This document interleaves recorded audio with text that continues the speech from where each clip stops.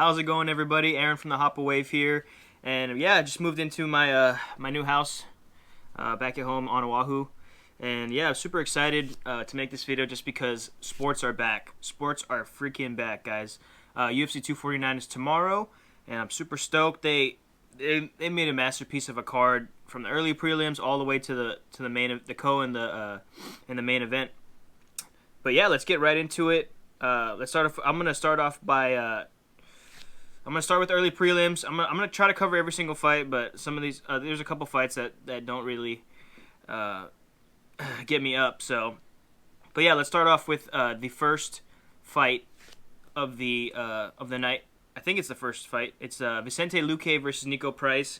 Going into this one, just thinking about what these guys have accomplished. Nico Price is very strong, very explosive, but he also isn't calculated as much as Vicente Luque is. Vicente is actually a really good striker, and he's just all-around good fighter, tough as hell.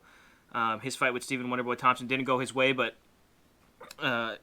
he was never out of the fight, maybe until the last moments. But yeah, on this one, I have Vicente winning this one. This actually could be a fight of the night, just because the matchup it's just a good matchup between the two. So yeah. Good. So look out for that fight. This whole card is gonna be good. So just watch all the fights. Next fight is Bryce Mitchell versus Charles Rosa. I was looking at Charles Rosa's resume and just who he's beaten and who he's lost to. He's lost to Yair, Dennis Seaver, and then Shane Burgos, which besides Seaver, Yair and Burgos are not easy fights for anybody. So Charles Rosa definitely has the experience over Bryce Mitchell, just because Bryce Mitchell is new to the UFC. He's killing it right now. He's 12-0, but he hasn't fought the same competition as Charles Rosa has. But on the other hand, if there's anybody that's going to come out of this, win or lose, it's going to be Bryce Mitchell, just because he's fun to watch. He's a really good fighter. He's undefeated, and the ceiling for this kid is just so high that it's just like, win or lose, it'll either propel him to bigger and better fights, or it's just going to give him a good learning lesson, and it's not like it's going to damage his status as a fighter. So if I were to bet on, my heart says Bryce Mitchell, but my mind is kind of saying Charles Rosa just because of the experience. But Bryce Mitchell always comes out and goes to work, so I would bet on Bryce Mitchell for this fight. And then you also have Sam Alvey and Ryan Spann. Sam Alvey is just a fun guy to watch. He's been in the game for a long time. Doesn't even look like he fights or anything. But on to the prelims. So for the prelims, we have Uriah Hall and Souza, and Jacare Souza. And for this one, it's just tough, man. This is probably the closest matchup that the UFC has made, just because these guys are so good. Uriah Hall's just very explosive, has all these different attacks and different striking abilities that Souza doesn't have. But if it were to go to the ground, I think Souza gets him. So if they keep it on the feet, Uriah Hall's probably going to win. But Jacare's just been in the game for so long that he's fought the who's of who's in the middleweight division. So if you are a betting man, just don't bet on this fight, just because it's a tough fight to bet on, because it could go either way with these guys. Moving on, we got Michelle Waterson, and then we got Carla Esparza. I'm basing my pickups for this fight based off of just how their careers are going so far. Michelle Waterson was the closest to a title. She ended up losing to Ioana, but she gave Ioana some tough rubs. And Carla Esparza, back in the day, she used to be champ, but it's just like, man, Ioana pieced her up, and it wasn't even a competition. So I'm going with the Karate Hottie on this one, just because it's like you can't root against her, man. She's a good person. She's a good fighter. I'm super biased right now because she's like one of my favorite fighters. But resumes right now, I would take Michelle. She looks just more healthier and less seasoned than Carla. So, and then we got moving on. We got Fabricio Verdum versus Olenek. And man, every time I see Olenek, I'm like, dude, this guy is 70 million years old and he's still fighting. He has like a million submissions in all of his fights. And this is why I'm not picking him, is because of the fact that Fabricio Verdum is coming back after his layoff. And for me personally, I think Verdum is top 5, top 4 of some of the greatest heavyweights of all time. He's beat the who's of who's in the heavyweight division. He's held the title. His striking is way better than Oleinik's, and his ground game with jiu-jitsu is way better. So it kind of brings Oleinik's game plan to a stalemate just because he won't be able to hang with the BJJ that, Verdum is going to put out. So definitely I'm going with Verdum on that one. That was kind of an easy picking for me. With Cerrone and Pettis, man, these guys are on the back nine of their careers. They're both not doing good, but they're both legends and veterans of the sport. So this is actually just a treat for like all the diehard UFC fans and MMA fans out there. Man, the first time Pettis fought Cerrone, he finished him with a body shot. But that was years ago, and they've both gone their own paths. And Pettis hasn't been looking good as of lately.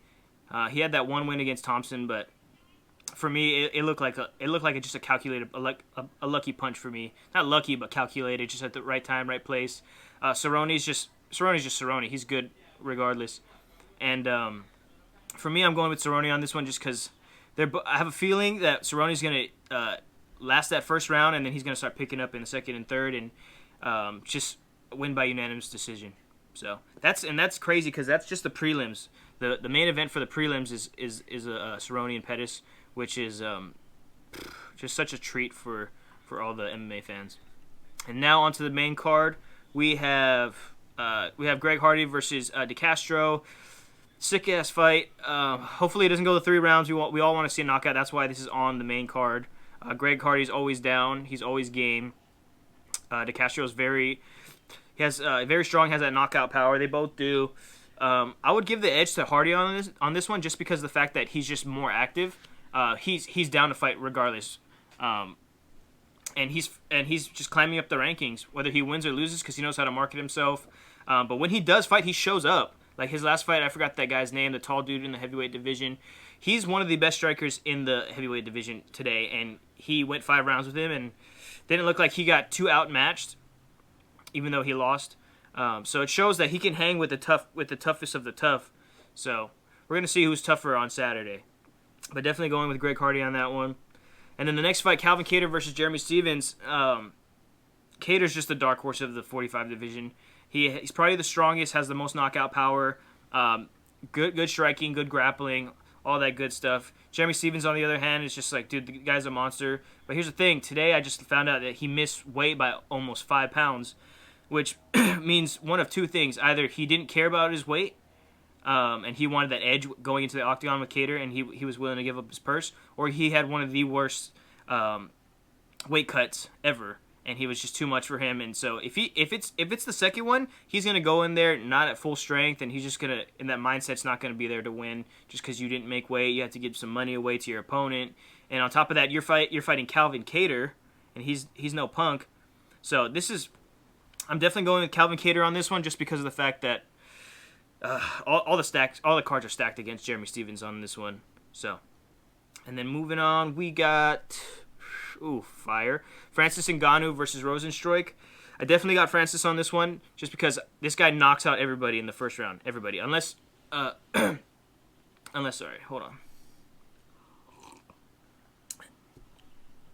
Except for the Stipe and the Lewis fight, Stipe just gave him a wrestling clinic, and then that was his first, and then the Derek fight was his first fight after that title loss. So the fact that like he was scared and he wasn't there, really showed that night. So if they were to run it back again, I wouldn't doubt that Francis knocks out Lewis. And then after that, he knocks out Kane. He knocks out Curtis Blades twice, and for the second time, and then he knocks out Junior. And Junior Dos Santos, if he won that fight, he would be getting the title shot. So Ngannou made easy work out of all 3 of them. So I just don't see Rozenstruik just eating any of the punches that Ngannou has to throw at him. I think it's going to be in the first round knockout, and that's just how it goes with Ngannou. No one can take his punches except for Stipe, but those weren't full power shots. So definitely got Francis on that one. And now to the co-main. This co-main is so good.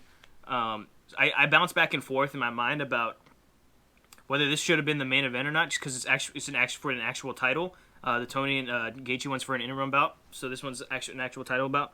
But because Tony and Gaethje are like the bigger names and more excitement, that's why the main event. But looking at these two, man, Dominic Cruz is the comeback king. He built the bantamweight division, and you can always count on him. He's always going to be there. He does get hurt a lot, but he always comes back and he wins.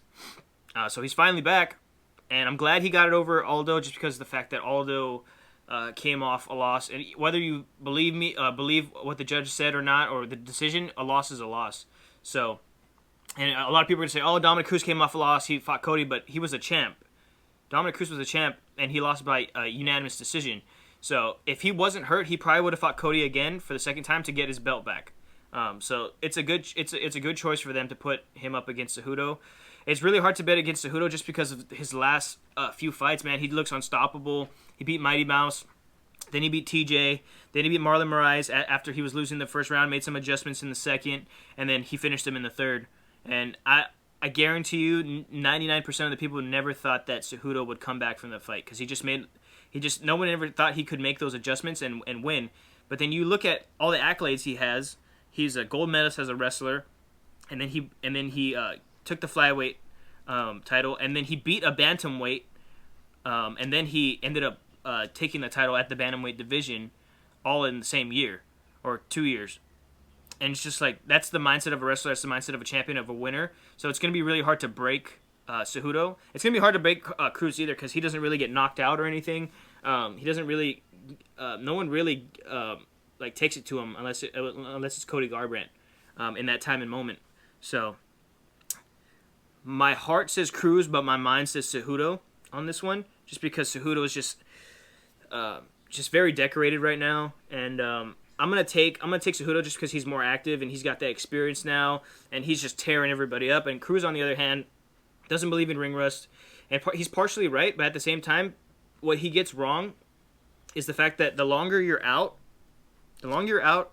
for a certain period of time, the more and more fighters come in and they get their experience and they do the things that are necessary to be great. So so when you come back, you're actually fighting through generations of generations. You're skipping over generations of fighters, and you're fighting the best of the best when you get back.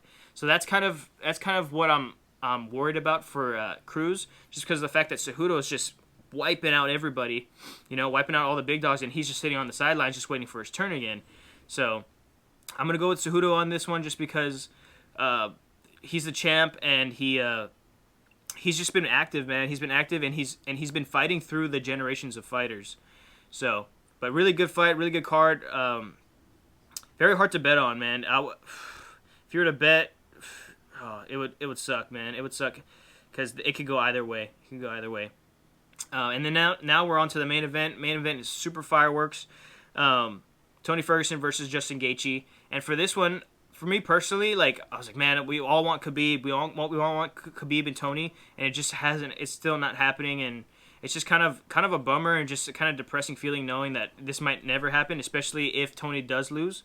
But stylistically, you know that Tony and Khabib are going to be grappling most of the time, just because of the fact that Khabib's a wrestler and he likes to ground and pound, and Tony doesn't care if he's on his back. He'll fight off his back. He doesn't care. He'll submit you from the back. He'll throw elbows from the back. He doesn't mind staying on the floor. But with this, Gaethje's just going to throw caution to the wind, and it's going to be a stand-up fire show. And Tony's gonna entertain that. Tony entertains whatever his opponent does, which is a good thing and it's a bad thing at the same time, because the good thing is that whatever he does, he usually succeeds in those fields. But with Justin Gaethje, it's different, because Justin Gaethje is a knockout artist. Justin Gaethje, when he first made his scene into the UFC, he fought Michael Johnson. A lot of people thought it was an easy fight for him, but you have to realize, styles make fights, and whether I'm probably gonna get a lot of shit for this, but Michael Johnson's probably one of the best strikers in the UFC. He's just not consistent. That's why he loses at the latter in the latter rounds of a fight. He always gasses out. He always loses that consistency, that precision. One time he got lucky is when he beat Tony Ferguson. He had Tony's number that night. But other than that, he's a good striker, and so Justin Gaethje ended up beating him. That was a war. Then he had two tough losses to Eddie Alvarez and Poirier, with top guys. And then somewhere along the line, he started making these little adjustments on just in his fight game. Like he would with the Eddie Alvarez and Poirier fight, he got hit a lot. He would take some to give some, and then his last 3 fights, he knocks out James Vick, Barboza, and Cerrone, and took little to no damage, and he knocked them all out in the first round. That's insane. It's not just like chance. It's him making adjustments throughout his career, and that's probably why he's one of my favorite fighters to this day. Just because he makes those adjustments, he knows what he has to do, and then he does it. So with this matchup with Tony, it's gonna be a rough. This is probably one of the worst matchups for Tony because he can take hits. He does the same thing. He takes a few hits and then he gives some, and then he pours on you as the fight goes on. But with Gaethje, if he hits you, you're not getting up. You're not getting up. Every single person he hits flush goes down. Not a single person can take the punches of Gaethje when they're at full force. So going into this, man, it's a very, very, very tough fight for Tony. And if it goes to the later rounds, it's going to be a tough night for Gaethje. So if you are a betting man, I think Gaethje is the underdog, even though he has he still had like a full camp because he took it on 2 weeks' notice. It got canceled. Then he had some extra time to prepare. I'm going with Gaethje on this one. He's one of my favorite fighters, and yeah, I think he's gonna knock him out. Tony's gonna give him a little bit. He's gonna play the game. He's gonna get a little bit too cocky with it, and he's gonna get caught. And what sucks about this is because I'm going for Gaethje. I want him to win. So if he beats Tony, right, then the winner gets Khabib. They have to have Khabib. So that kind of prolongs the fact that Tony and Khabib will ever fight. You know, they've been scheduled to fight so many times, and if Tony loses, he loses the title shot. So that means he's gonna have to fight Khabib. So Gaethje fights Khabib. If Khabib loses to Gaethje, they're probably gonna get a rematch. If he loses again, it's Tony's turn, and then let's say Tony wins, then you get Khabib. That's like a year or 2 from now. Thinking about like all the different matchups, Conor could be thrown in the mix, Poirier could be thrown in the mix, and it's just there's so much depth and there's so much politics going into the lightweight division right now that it's gonna be tough. With if he does lose. So, but if he does win, we're getting Tony and Khabib. We got to in the next 6 months. We'll get it. But if he loses, we're not getting it for another maybe year or 2, or at all. So those are my picks for the UFC 249. I hope you guys enjoyed it. If you guys have any thoughts, questions, or debate questions you want to ask me about why I thought